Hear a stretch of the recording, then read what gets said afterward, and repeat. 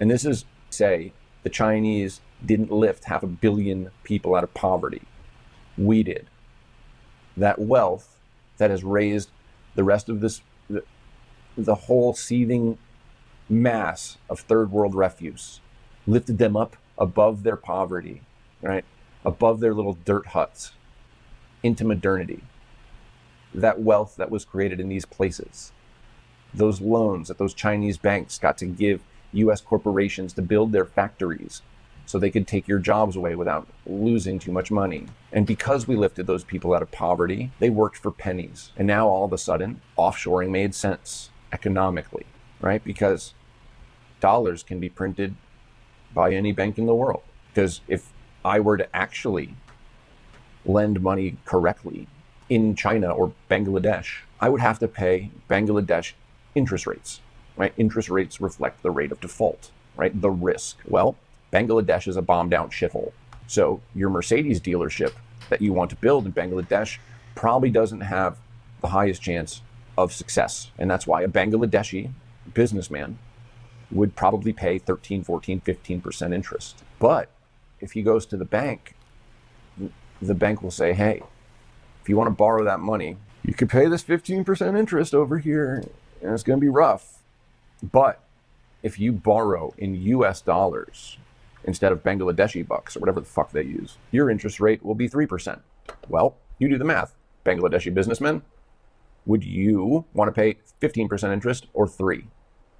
I'm going to go with 3. And for quite a while, that 3% as opposed to that 15% was, like I said, the wind beneath the wings of the third world. Lifted them all up high above the clouds.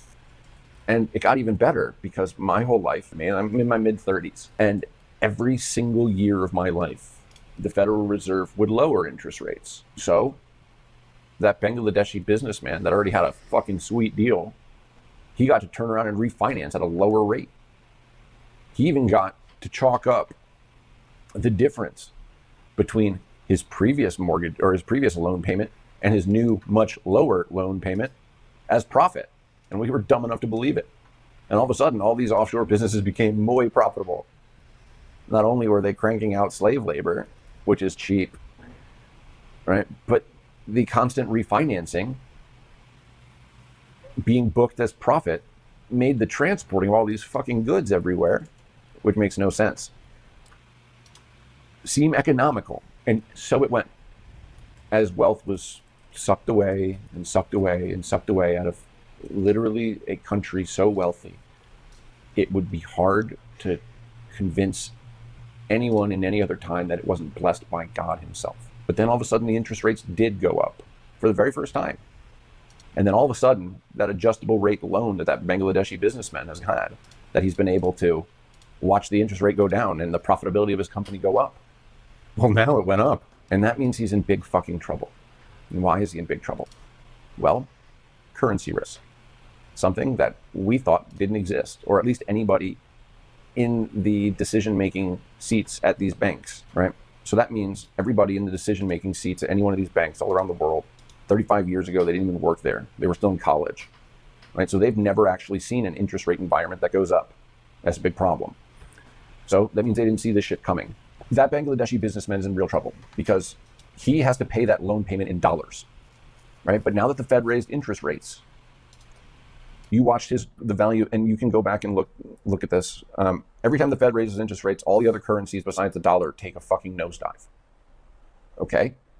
So that means not only has the payment that he has to pay in dollars gone up, the value of his Bangladeshi bucks has gone down. So that means it takes him more Bangladeshi bucks to get a dollar. And the amount of dollars he has to cough up every month keeps going up by a lot.